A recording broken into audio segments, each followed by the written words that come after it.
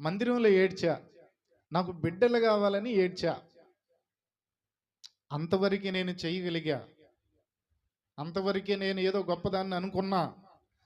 కానీ నా కొడుకు రాజులకే సలహాలు చెప్పేవాడు అయ్యాడా అని సంతోషపడుతుందా లేదా? ఆమె ఆత్మీయురాలు కాబట్టి సంతోషపడిద్ది. తలకు మాసిన తల్లి అయితే ఏమంటుందో తెలుసా?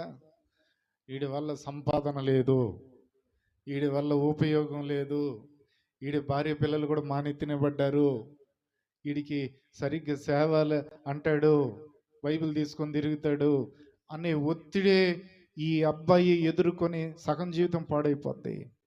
ఏదైనా చేద్దామన్న సేవ కూడా చేయలేడు.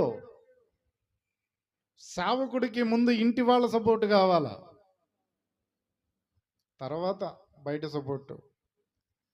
ఈ మహానుభావుడికి ఈ తల్లి